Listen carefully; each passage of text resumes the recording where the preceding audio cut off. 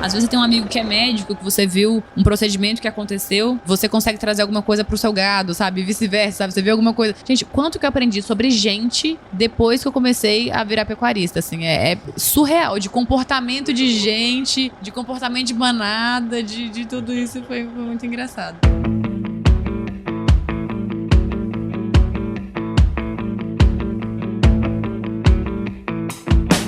E aí, pessoa! Seja muito bem-vindo, muito bem-vinda ao podcast Raízes do Agro, uma parceria entre o Agro Resenha e o Grupo Piscin, que tem como objetivo perpetuar os valores das famílias no campo e o respeito pela terra. E nesse episódio nós vamos falar com Ana Carolina Zimmermann, que já esteve no Agro Resenha há alguns anos atrás, então agora tem muitas novidades aí pra contar pra gente, que é engenheira de produção, olha só, pela UNB, e é empresária rural, comunicadora do agro também, podemos falar assim? Carol, muito obrigado por estar aqui com a gente, seja super bem-vinda ao Raízes do Agro. Muito obrigada, Paula. Eu tenho um carinho muito grande de estar aqui. Eu acredito que as pessoas que você traz são pessoas que eu admiro muito, então me sinto honrada de estar aqui de novo. Não, cara, mas isso é uma coisa interessante, né? Porque às vezes a gente acha que nós não fizemos nada, né?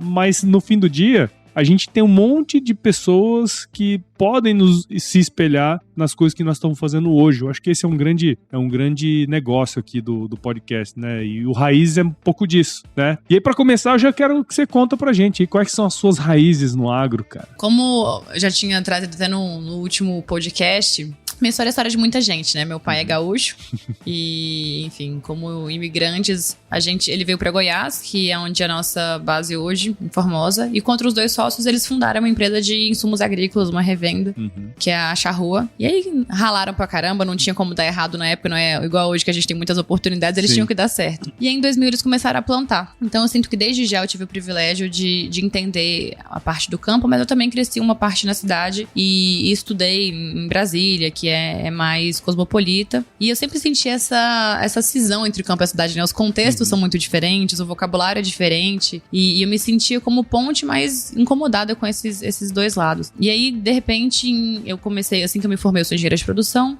comecei a trabalhar com máquinas agrícolas, mas ainda num viés muito de projetos, mas tô ainda com um pezinho no agro. E aí, quando eu saí, virei produtora rural da noite pro dia com uma fazenda de gado de corte. É uma boa história, posso contar depois também. Legal. Mas foi onde eu comecei a realmente sujar mais ainda a bota de terra, sabe? Sim. Então, por aqui que as minhas raízes estão mais lá. Minha mãe é fonoaudióloga, então eu brinco que pelo meu pai eu puxei o lado do empreendedorismo e da minha mãe o desenvolvimento humano, a comunicação, exatamente. Legal, cara. Não, e conta um pouco mais então, né? Porque assim, imagino que a família dos seus pais lá no Rio Grande do Sul também eram do agro ou não? Ele subiu e como é que foi esse processo, assim? Então, é interessante pensar como é que foi esse movimento do Rio Grande do Sul, porque a minha família, na verdade, migrou 1800 e alguma coisa, então foi até antes da guerra. Mas foi muito naquele movimento de, especialmente italianos e alemães, né? Sim. Sou de ascendência alemã, de colonizarem com uma cultura agrícola. Então o Sul é muito forte, a cultura do trabalho, da parte agrícola. Mas meu avô, só muito depois que ele conseguiu ter um pedacinho de terra, um sítiozinho, não tinha esse viés. E meu pai realmente, coitado,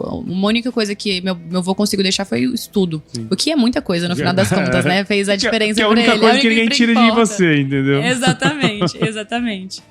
Mas por um lado da família da minha mãe, meu avô tinha uma fazenda de gado de corte. Inclusive, eu caí de paraquedas porque a gente comprou essa fazenda que era dos meus avós.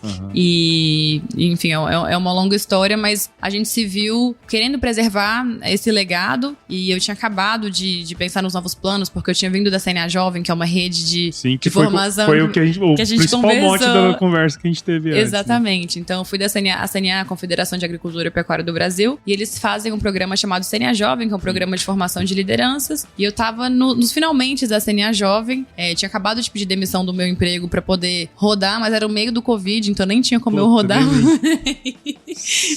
E aí, surgiu a oportunidade de a gente comprar a fazenda, e aí a família propôs, você não quer tocar, já que você não vai conseguir fazer seu projeto agora? E aí, da noite pro dia, eu me vi pecuarista, não sabia nada, eu sabia que era um brejo, que era uma balança, não sabia nada, e fui pro curral pra aprender do zero, assim. Então, a gente tava com uma fazenda que tinha passagem degradada, não tava intensificada, a gente construiu todas as estruturas, infraestruturas do zero, aprender como é que é o sistema de pastejo, tudo do zero. E é muito legal, porque nesse sentido, meu pai se tornou um mentor, mas gente não é uma sucessão convencional, porque a gente virou quase que parceiros, assim, ele também não conhece muito desse negócio, ele conhece do agro de maneira geral, mas a gente teve que se ajustar muito como, não necessariamente pares, mas quase como time, né? É um time, exato, né? não é uma sucessão de, ele tinha uma função e passou pra mim, não, a gente teve que se construir. E já na Charrua, que é a revenda, e na JLS, eu também tô dentro com outros papéis diferentes, mas também muito na minha área de projetos. Então, na Charrua, eu facilitei o planejamento estratégico, foi super legal, a gente desenvolveu com outro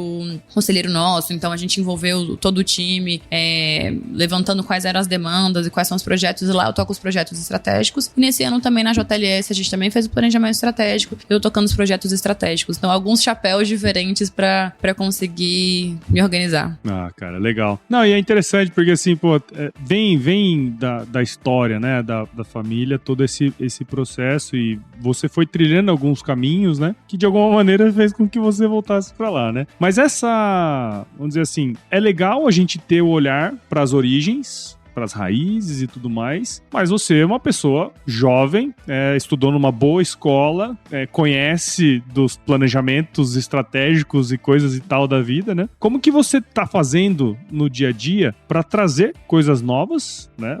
Se a gente for pegar propriedades pecuárias espalhadas pelo país, se dependendo de onde você for, a mesma pecuária que é feita hoje é a mesma pecuária que era feita 50 anos atrás, né, cara? Como que você tá olhando pro seu dia a dia para trazer essas coisas que estão aí borbulhando, mas, óbvio, sem esquecer o passado, né? Mas como que você tem feito isso? Uma das coisas que eu aprendi, se não me engano, até falei isso na última vez também. Antes, eu entrava num contexto e eu já queria sair mudando, como qualquer jovem rebelde, né? Acha que vai sair mudando, que é inconformado. Só que, assim como a vida isso a cultura organizacional é o sistema imunológico de uma organização. Se você quer mudar de cara, você vai expelir essa doença nova que é. Então, eu aprendi a olhar primeiro, fazer diagnósticos, aprender sobre aquele problema, aprender sobre qual é aquela realidade e depois mudar alguma coisa. E aí eu tive a oportunidade de fazer parte de um outro programa, que é uma rede chamada Nuffield. Tem vários amigos aqui que também vieram pra cá. E nessa rede a gente estuda alguns temas de pesquisa, mas a gente também faz muito benchmarking, faz muita visita, faz muita troca. Então essa é uma boa fonte. Me nutrir de boas pessoas, me ajuda a ter um bom repertório de entender como que a gente consegue trocar. Eu acho que essa é a principal forma. Também gosto de educação formal, alguns cursos, tenho feito alguns cursos também de pecuária, especialmente porque não era a minha formação, então eu tenho que aprender muito mais sobre isso, mas estar nutrida de uma boa rede, eu acho que é a principal forma da gente conseguir estar próximo de tecnologias. Então me aproximo também de centros de inovação, faço visitas desde Piracicaba, tem a Agtech, já fui no Cubo, tenho amigo, aí a gente se aproxima de, por exemplo, Embrapa, tem amigos que tem fazendas muito tecnificadas, a gente roda, vai nas fazendas deles, entende como é que a gente melhora o nosso processo de produção, enfim, tem várias maneiras que a gente pode se nutrir e implementar. No final das contas, quando a gente fala de inovação, é experimentação também, né? Só a gente ouvir e aprender é diferente da gente colocar na prática. Então, tem muita coisa que a gente vai testando e vendo o que funciona. Legal. O que eu sempre falo, né? Tô envolvido um pouco nessa área de inovação agora também. Então, a grande maioria das pessoas, eu não tô falando de produtores, né? Mas tô falando de pessoas. A grande maioria delas, elas vão adotar uma determinada tecnologia quando ela já estiver funcionando, né? Já estiver validado, um monte de gente usando. Então, esse é o processo normal, né? E quando a gente pensa de entrar antes de ser inovador, de ser o early adopter, né, que a gente chama, a gente tá sujeito ao erro, que na verdade é o grande processo, assim, é o erro, a experimentação, e vem e volta de novo, e aí essa resiliência, né, de querer ser e ser, tem um caminho longo aí, né, cara? Tem um mentor meu que ele gosta de fazer uma diferença tem uns conceitos de ambidestria organizacional, que é quando a gente faz o feijão com arroz hoje, e o feijão com arroz hoje significa que a gente mede por eficiência, né? Quanto melhor o custo-benefício. Mas se eu tô olhando pro futuro, eu não consigo ser necessariamente eficiente. Eu tenho que pensar em inovação. E inovação eu não posso medir por erro, eu preciso medir por aprendizado. Então a métrica é diferente. Então eu preciso ter um apetite para eu conseguir ter esse aprendizado. E eu gosto muito do método científico, assim, quando a gente faz um lado a lado na fazenda, quando a gente testa um talhão novo, quando a gente planta uma cultura nova, não deixa de ser um método científico, que a gente tá experimentando alguma coisa, um vai dar menos, o outro vai dar mais, mas a gente tá suscetível àquele erro, né? Acho que como a gente coopera com a natureza, é importante a gente estar com esse olhar de experimentação. Ah, não tem dúvida. Ainda mais na nossa área, tá louco, né? Temos que estar sempre olhando pra esses negócios. E como que você tem feito hoje, assim, na fazenda? Você tem aplicado alguma coisa? Porque a pecuária, até se a hora que você vai procurar por soluções de tecnologia pra pecuária, são mais limitadas. Mas existe uma infinidade de tecnologias agronômicas, né, exotécnicas, que ainda não são utilizadas em fazendas. Como que você está olhando esses dois vieses aí? A gente tem uma vantagem de ter um agrônomo também lá dentro, né? Que é o meu pai. Então a gente já olha... Só de olhar o pasto como lavoura, eu já acho que é diferente. E vou dar um exemplo de biotecnologia. A gente usa uma bactéria chamada Ariabatai, que tem uma resistência... Ela vem do mandacaru, que é um cactus, e a gente consegue ter uma resistência maior à seca. A gente tem 6 meses de seca, a seca pra gente é bem sofrida. Então a gente comparou e realmente o verde é diferente quando ela tinha sido tratada, a resistência à seca do pasto tinha sido melhor. Então tem algumas dessas tecnologias que a gente tem implementado. E aí tem algumas coisas que a gente acha que a tecnologia tem que ser lá na frente, mas tem umas boas práticas tão pequenininhas que pra região não eram simples. Vou te dar um exemplo simples. Cercar a beira de rio. Né? Não deixar o gado beber no rio para não ter erosão. Sim. Colocar bebedouro. Fazer cerca para fazer pastejo rotacionado.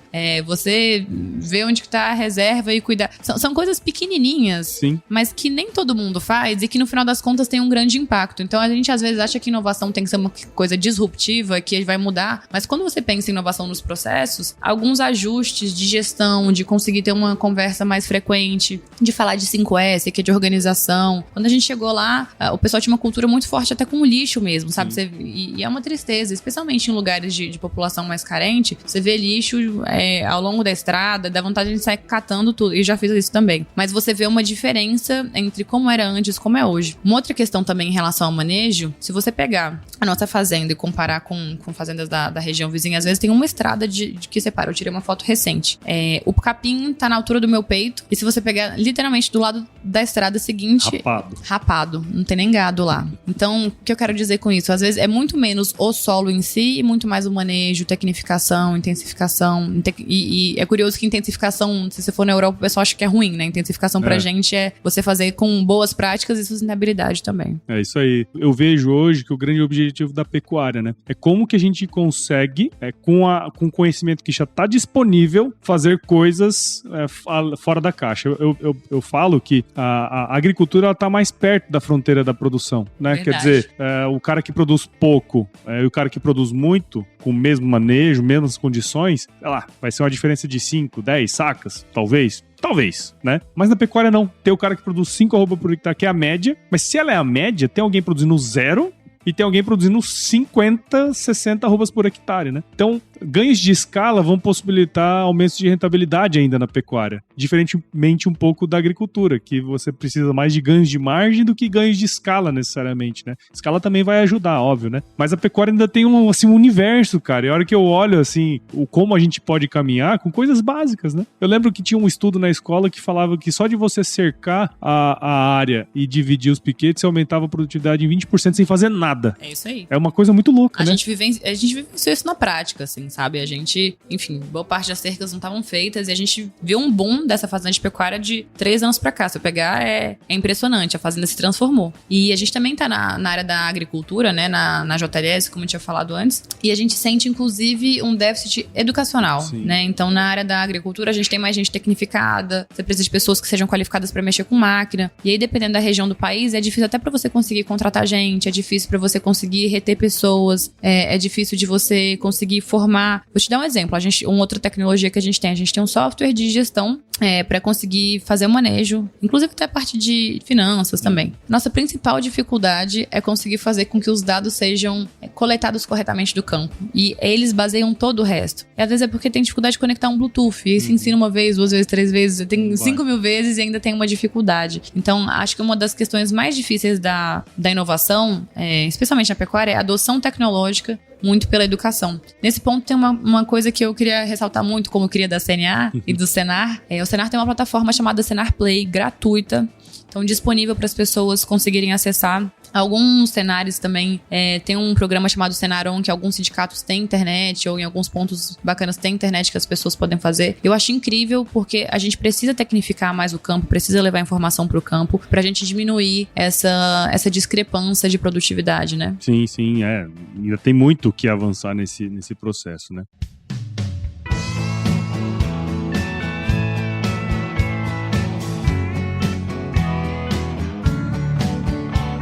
Mas aí, beleza. Bom, acho que daquele tempo que a gente conversou pra cá, muita coisa, né, mudou. E acho que, né, eu até tava comentando antes aqui o quanto você tá mais posicionada em determinados assuntos, né? E uma das coisas que eu queria trazer pra nossa conversa é algo que sempre sai nas discussões, é algo que sempre tá em voga, que é a comunicação. Disse muito que a gente faz uma comunicação, tipo, a gente joga pra torcida, né? Que a grande maioria é assim, né? A gente vai falar coisas que a gente sabe pra gente que sabe que aquelas coisas existem, A gente né? prega pra convertido, né? Prega pra convertido, exatamente. E você já não. Você já tem uma visão de trazer a questão pra pessoas que não são do meio, né? Que é essa conexão, comunicação, campo e cidade. Isso faz parte do seu projeto na Nuffield, né? Então, fala um pouquinho da... Eu acho que eu falei pro Luciano que eu ia falar pra você falar um pouquinho da Nuffield. Da Nuffield, legal. E também falar do seu projeto, da sua ideia, né? Como que você tá...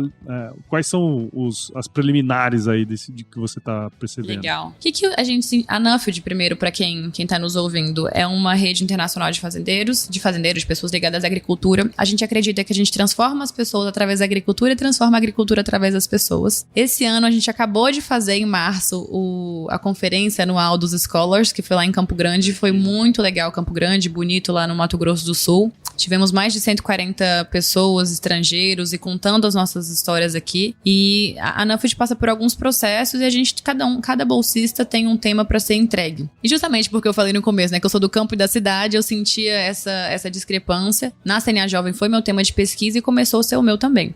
E aí, você sabe, Paulo, que o primeiro lugar onde eu fui lá no CSC em Londres, no Reino Unido, na verdade, a primeira palestra que teve com o professor de marketing, ele falou, olha, as tendências de consumo estão mudando, por exemplo, aí tava escrito no slide, eu tenho a foto, a gente não quer mais consumir animais que tenham sido alimentados com soja brasileira, porque soja brasileira desmata a Amazônia. Aí eu levantei a mão e falei assim, mas como assim soja brasileira desmata a Amazônia, se menos de 5% da soja brasileira tá nesse bioma, né? Aí ele olhou pra mim e falou assim, o mundo não é justo, né? E aí, de lá e nessa conferência inteira, o Brasil era tema todos os dias, até que um ponto, o Renato e eu fizemos uma apresentação. A gente mostrou o Brasil, mostrou o mapa, mostrou onde que estavam os biomas, onde que estava a Amazônia, onde que estava a soja. E aí começou a gerar um burburinho. Toda vez que alguém falava de Brasil, já olhava pra mim que eu era chata pra defender o Brasil. E além de campo e cidade, eu comecei a perceber, falei, cara, como que a gente tá se posicionando lá fora? Que imagens que a gente tá passando? E onde que estão essas mesas de discussão? Uma amiga virou e falou, olha, se você não tá no menu, se você não está à mesa nas discussões, você tá no menu sendo escolhido. Sim. Então meu tema é, como que a gente sai do menu e começa a estar à mesa nas mesas de discussões pra gente tornar o Brasil reconhecidamente uma potência agroambiental?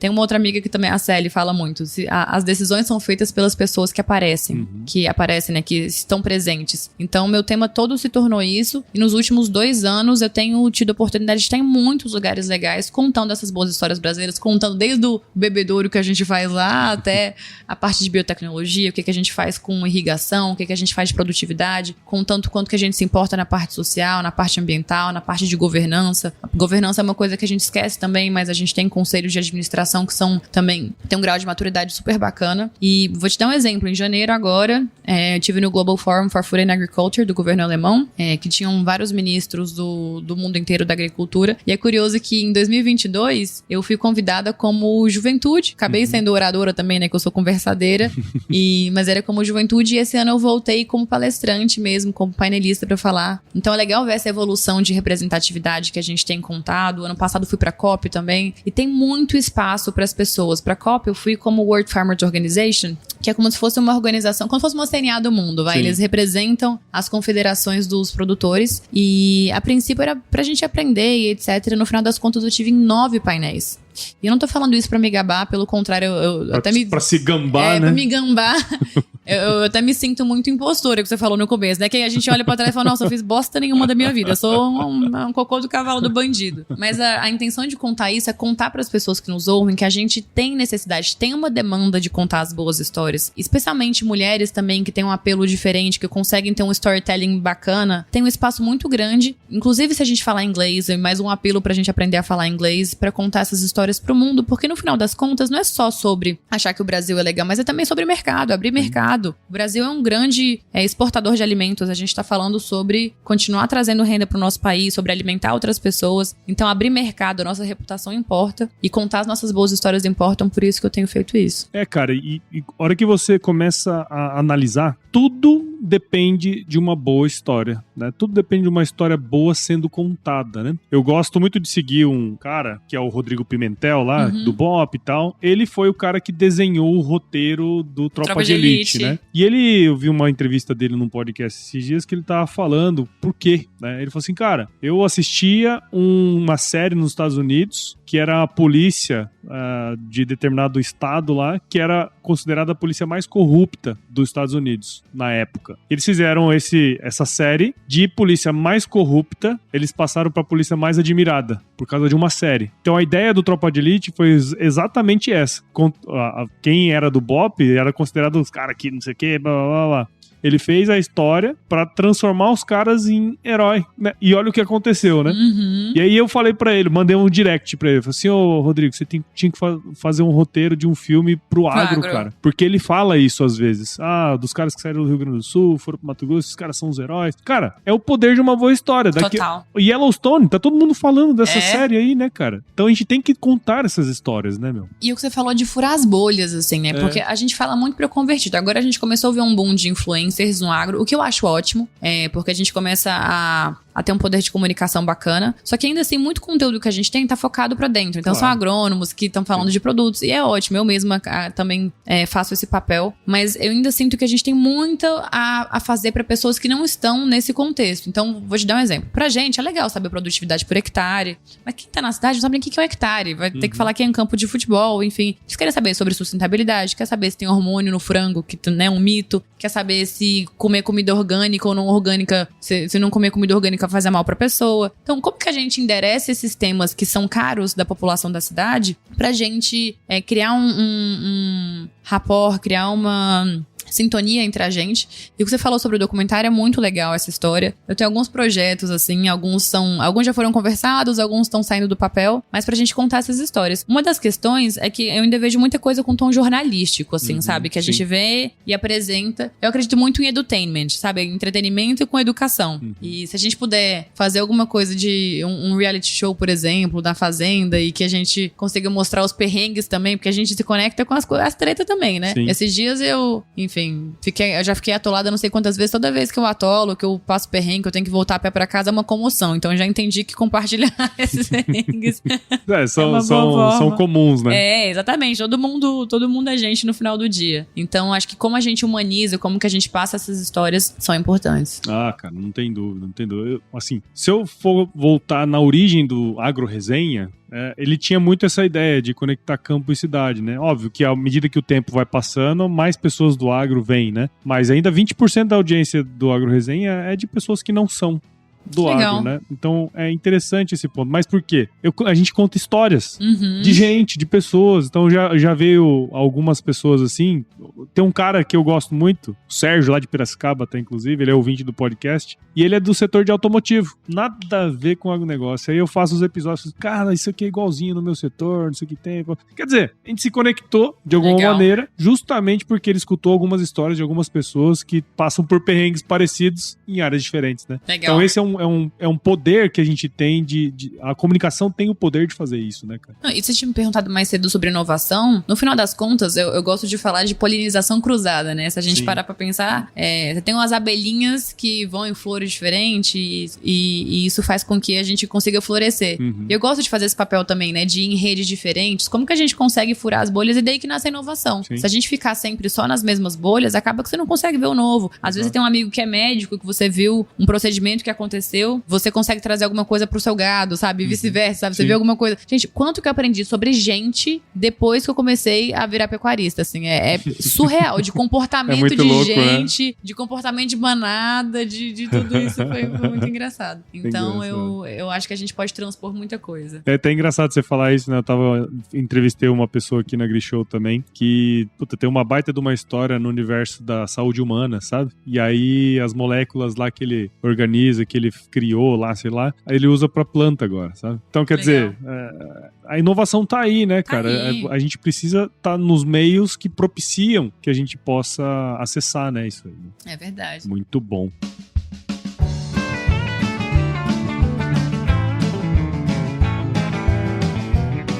Bom, Carol, muito obrigado, cara, por você ter topado fazer esse episódio aqui com a gente, né? Eu quis trazer um pouco diferente daquele outro episódio, mas falar um pouquinho mais das suas origens aí, né? Suas raízes, essa relação que você tem construído também com as redes sociais. Eu acho que é um momento interessante pra gente começar a endereçar, né? Como você falou, esses assuntos interessantes aí que, assim, de alguma maneira as pessoas, elas têm dúvidas, né? Enfim, ou preconceitos até, né, cara? Preconceito. Então, muito obrigado por você ter vindo aqui. Parabéns pelo seu trabalho. Muito obrigada. Eu fico tão feliz quando a gente tem uma rede forte. Eu brinco que minha audiência é pequena, mas é muito...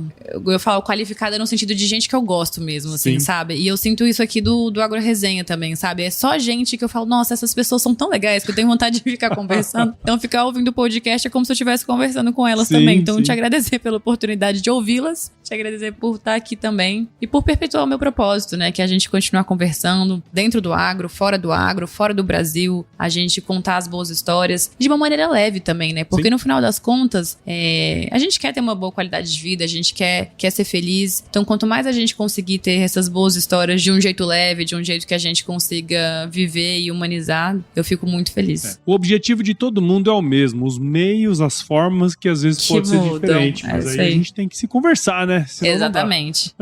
Então, agradecer quem tá em casa também, fazer o convite pra vocês contarem as histórias de vocês. Quanto mais vozes a gente tiver, quanto mais gente contando as boas histórias do Brasil no mundo, mais a gente consegue fortalecer o nosso país. Isso aí. Então, Carol, fala pra gente, pra quem quiser seguir o seu trabalho, então, entender mais sobre comunicação no campo, com a cidade e tudo mais, como que a gente pode te encontrar? É a Carol do Agro. O A pode ser de Ana, é porque é Ana Carolina, né? Sim. A Carol do Agro. E aí, troca uma ideia lá que a gente vamos juntos. Muito bom. E pra você que ouviu esse episódio até agora, eu tenho certeza que você viu valor nessa conversa que eu tive com a Carol aqui. Então considere compartilhar esse episódio com alguém que vai se beneficiar desse conteúdo. O podcast Raízes do Agro cresce quando você participa junto com a gente também. Então siga o Raízes em seu agregador de podcast favorito e acompanhe também os episódios aqui no Agro Resenha Podcast. Siga o Grupo Piscin nas redes sociais. Basta procurar por @Grupo Piscin no Instagram, Facebook, LinkedIn e YouTube. E visite o site do Grupo Piscin, o www.piscin.com.br. Dê uma olhadinha no blog que eles mantêm lá no site e entre em contato para saber mais sobre as soluções e tecnologias voltadas para o campo. Carol, muito obrigado de novo. Tudo de bom para você e como você bem sabe, se chover, não precisa molhar a horta não, tá bom? Obrigada, até mais, gente. Um abraço. Valeu.